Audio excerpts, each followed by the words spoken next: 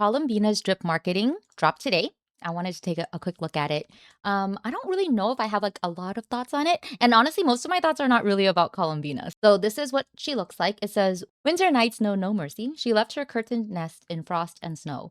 No one is obliged to restore that which she has lost. No one is obliged to restore. This sounds almost defensive. And the reason I say that is because the person who was saying this is Anastasia Feodorovna Sneznaya, which I think means it's the Tsaritsa. Snezhnya is in the name. Anastasia or Anastasia, I don't know which way I should be pronouncing it, was one of the most famous like Russian princesses. So I feel like that's going to end up being our Tsaritsa. As for this middle name, Feodorovna, I'm pretty sure Ovna is used to mean child of or daughter of or something like that. So that might mean that the Tsar, who I still think the Tsar was her father, his name was Feodor. So that's some information, kind of, still a bit speculative, but yeah, this is a bit spoiler for X6. It's okay as long as I don't fully understand it. Although I do know one thing, I already saw this and it was too late anyway. And I had said when I was doing Act 5, I'm still doing Act 5, that I think that when one of the moons was talking to our traveler, they called her hypo something. I suspected that that might have been them talking about or thinking they were talking to Columbina, meaning her name has hypo in it, right? And lo and behold, here we have name Columbina hyposelenia, which I believe hypo means, well, you know what hypo means, right? Having a lower level of something. And then selenia meaning moon. So lower moon, small moon, I don't know. The title, Welcome Moon's Homecoming. Yeah, pretty spoilery. We're not surprised though. A lot of people, I think, had already kind of speculated that she was the Welkin Moon, and it's just yay, one theory confirmed, I guess. Um, it says here she has powers, but we don't know how, I suppose, or what that's designated under. And then constellation, we don't know yet, so that's going to be interesting. And I guess that's spoilery. That's going to be in the story later. Beneath the moon, thank you. To Columbina, this planet was never a kind mother. It gave her a singular, extraordinary identity when it birthed her, but that seemed to exhaust all the love it could offer. That's so sad. In the days that followed, her mother rejected her outstretched arms with cold silence. Columbina could only close her eyes and grope forward between one wall and another. The maze that trapped her was a circle, a spiraling tower reaching upward. Columbina softly hummed the melodies in her memory, her only connection to her mother. Also, this makes sense because this patch is called Song of the Welkin Moon, and Columbina is singing nonstop. So I feel like her being the Welkin Moon is they have been giving us heavy hints. Barefoot, she walked through the Frost Moon Enclave and Lupov, eventually returning to the Silver Moon Hall where her own echoes still lingered on the walls. But unlike before, she had finally found a name of her own with the help of her friends. She now had hope as well as desires. She wanted to go home. Now, at the top of the tower, the moon that held her answers hovered just within reach. She stretched out her arms, but it was like the moon falling into water. We've seen her design. We can even kind of play with it for part of the story, as in we run around. So it's not as if like there's a lot to look at or anything new that I've noticed. Know that her heels are going to be really difficult to pull off in cosplay. I'm excited to know that she's coming in next patch. I'm also broke. So today, Genshin dropped drip marketing for Zibai and Illuga, and I mostly want to focus on Illuga. I actually don't know how to pronounce his name. I've been hearing different pronunciations, so I will look it up later and hopefully figure it out. But in the meantime, let's start with Zibai. She is the Celadon mare whom we would have read about in certain like books from Liyue, I think. Let's just go through what her introduction says. The wind carves benevolent favors into stories, sweeping them into the far corners of the world. It whispers tales into legends softened by the mists of memory, destined to be forgotten. Why then did you make such a choice? That's interesting. I wonder what that question means and what choice it's referring to. This was spoken by the ruler of time, Isterath, who I believe is her mother, something like that, which makes sense because she does bear a resemblance somewhat to Isterath. She has the white hair and the golden eye. And I do believe that the greenish quality of her robes probably refers to the celadon, which is a type of, I believe, another type of jade. There's so much jade in this game. Name Zibai. Title White Horse's Fleeting Spring. The White Horse Adeptus from Lige's Legends. Moonwheel Geo. That's interesting. I wonder if she will be a DPS or support. She looks kind of intimidating, so maybe she'll be a DPS. In which case it's tough for me because I don't really pull for Geo DPSs because I am very loyal to Noelle. But we'll see like if there's any overlap with Noelle's kit. Constellation Equa Alba, which is literally white horse. I believe Alba does mean white and Equa is horse. Unless I'm wrong, unless I am equating this to the wrong language or something, but I'm pretty sure that's literally her name. Yeah, let's read the anecdote.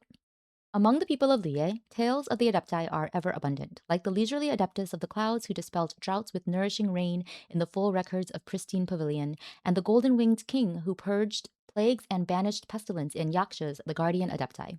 They are all beings of immense power, guardians of peace in every corner of the land, who the people hold in reverence and awe. And there was, in particular, a certain white horse Adeptus, whose trail pervades many a book and folk tale. Some say she became a steed as white as snow and, in the days of the Archon War, aided Rex Lapis in attaining supremacy over the mortal realm. Others whisper that her eyes, like amber touched with gold, hold the power to gaze through the desolate wastelands of time itself. Still others claim she has always lived on the moon, listening to the wishes of mortals and keeping watch over the world of flickering lights below. I think we do know that she did live on the moon, or maybe that is from the stories, which would explain the moon wheel. Yet amidst all these different accounts, none could truly capture her visage, nor paint a likeness of her form.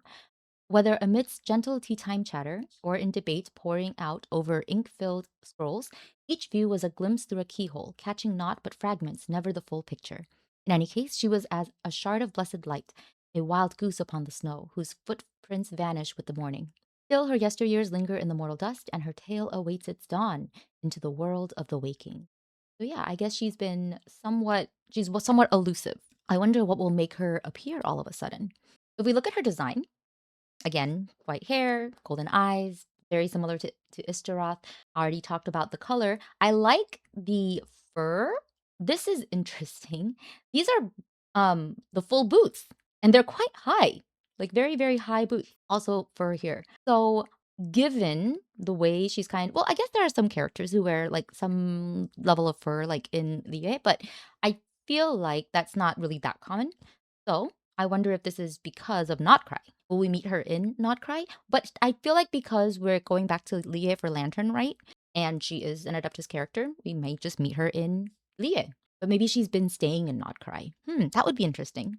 I wonder if she will also play a role in the Archon quest or just Lantern, right? So that's another thing to think about, right? If she's going to be a character who plays a role in which quest. Really love her design though. It's gorgeous. I like that her expression here seems a little bit serious, like severe. She doesn't really seem like a very warm character. Let's find out. Let's find out what she's like in the next patch. Now, honestly, I went through that kind of fast, and that's because I'm mostly excited for this character, right? Illuga, I think is the other pronunciation I heard for his name, and I don't know if that is the correct one, but whatever. I may be going back and forth. I will figure it out. I'm really excited for him though. He is a character that was mentioned many, many times in Flynn's character story, like 5 times or something. And he has been mentioned so far in the Archon quest, as far as I've gotten. I haven't done Act 6. He's been mentioned twice. And he seems like a really interesting character. He seems very considerate of others. He seems very attentive and sharp. And he also is a little bit I think I mentioned that he was a little bit performative, but that is just based off of what I had read from Flynn's character story. I have a whole video about that.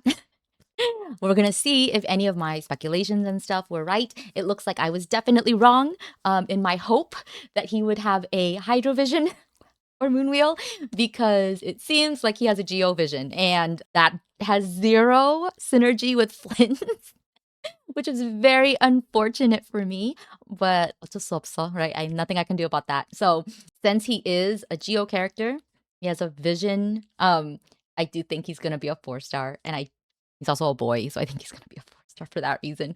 And that means he's probably a support for Zibai. because she's a Geo character, and I can't imagine they would make her a 4-star. So her design is way too gorgeous. So, oh dear, I don't even know if I want her. And my hope is that maybe somehow, some way, he will also be a good support to other Geo characters, and maybe I could use him with Noelle? Anyway, sorry, that's too much about me and my account. Let's look at him, Itla or Illuga. Illuga's very grateful for the Knights of Favonius' help in battle. Unfortunately, he's gone off on another investigation, so he asked me to give you this bottle of wine as a token of his thanks. Haha, that's very kind of him. But honestly, he's the one who worked the hardest. Too bad he's not here. I can't exactly refuse. How about we open it here? I'll tell you all about how promising the kid really is.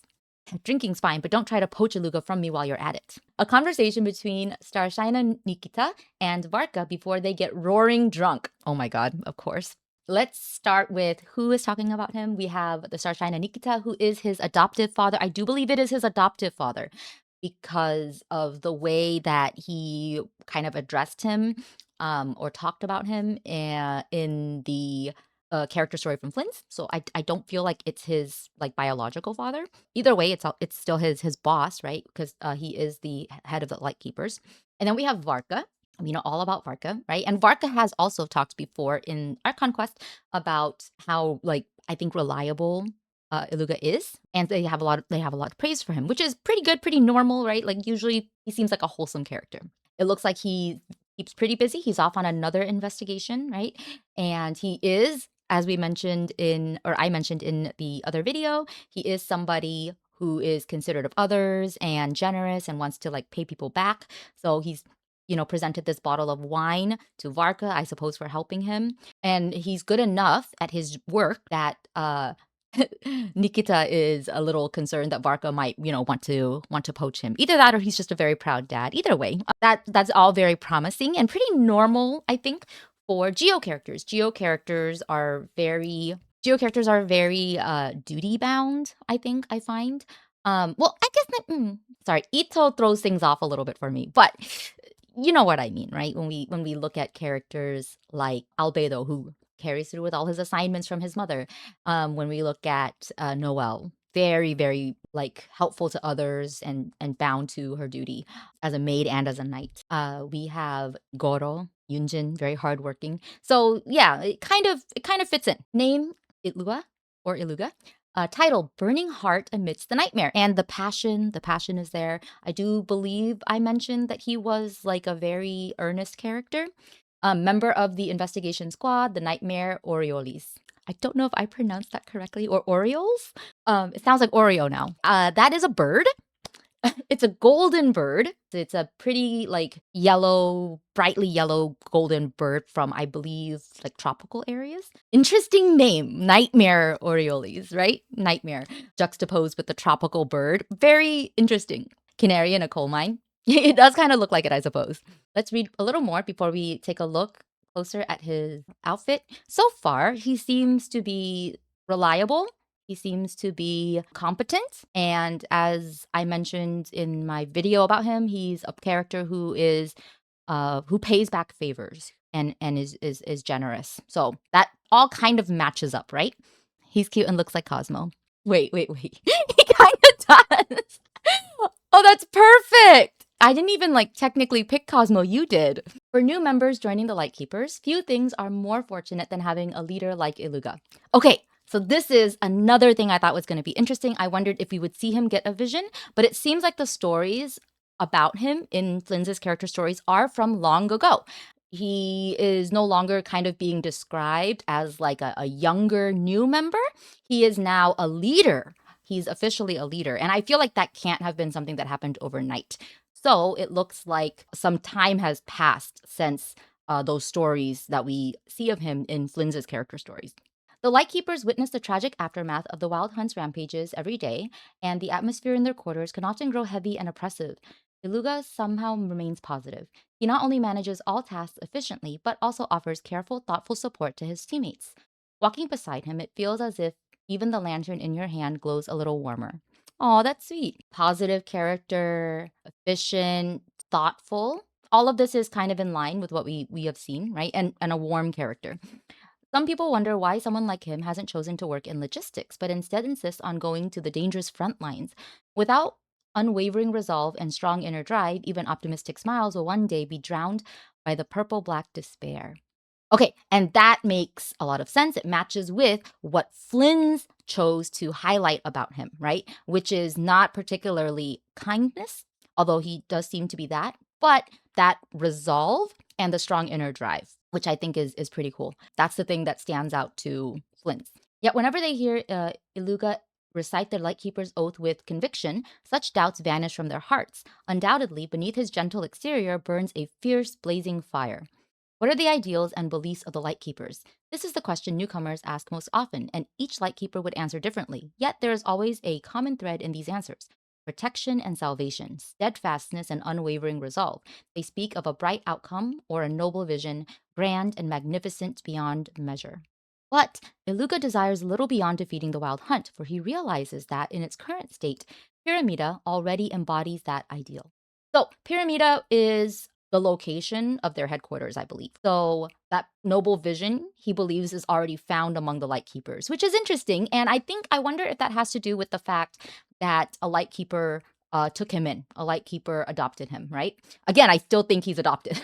I'm gonna be totally wrong and just watch it. He's just like a little bit bratty towards his father or something. But just from what I've read, it just feels like he's adopted. Either way, interesting to see where that like how that where I believe I guess like his allegiance to the Lightkeepers comes from. He's got those legging things that remind you of a gentleman young master. What's Illuga gonna do when they finish off Rerir finally? Only those who have endured the nightmare can truly grasp how precious the daylight is. What he wishes to protect is simple, the present. Only those who have endured the nightmare can truly grasp how precious the daylight is. And it seems like he is that person, so it makes me wonder what kind of nightmare they're referring to. Also interesting that, his unit is called the Nightmare Orioles. Let's take a look at the actual drip. He's got interesting eyes. They're also a little bit dead. Do you know what I mean? Which is interesting. I wonder, like, what the choice behind his eyes are. They usually have like a meaning, right? He's definitely got his own unique type of lantern, different than the other lanterns, like the standard ones, but also different from Flynn's lantern. So that's another interesting choice. Also, his lantern is one of those that seems to beam forward, which I think is pretty cool. It does give the sense of like someone who takes the lead, right? Someone who's meant to see ahead the most. So yeah, a fog light, yes. So that's interesting, and I like that. I think that kind of suits what we've seen here so far about him being like a leader, about him being the type to rally others together, right? My parents turned into birds. Maybe. Train imagery, then lighthouse. Yeah, it's very interesting. Like, or even like you said, canary in a coal mine. To me, I maybe train, but I also imagine more like somebody going through a cave or a mine. Of course, he is dressed a bit more like for winter. Not that any of the girls are in Not Cry. He's got a couple of interesting things to note here. He's got a scar here, I think. This looks like a scar, which makes sense. He's battle hardened probably to some degree. He's also got this earring. At least I think it's an earring. It's not, I don't know exactly how it's attached, but whatever. Which is kind of cool. This almost looks like a kind of badge of sorts, but I don't really know. It's also down here where his shirt is. This also looks a little bit torn. So kind of another hint that he's not super polished, which makes sense because of his profession. Meanwhile, llama is 70% skin, right? Oh my god. Please be an aventurine style brand. Yeah. This is an interesting thing that he has here. This is literally a knee pad. He's got a knee pad. Okay. Oh, of course, he has got the classic Hoyo thigh strap. All Hoyo men have thigh straps. Swear to God. I think all Hoyo women do too. It's just very common, right?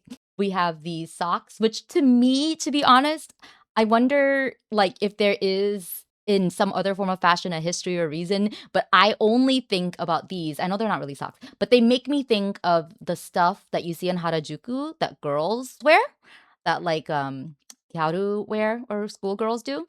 That's what this makes me think of. So I don't feel that's what they were going for.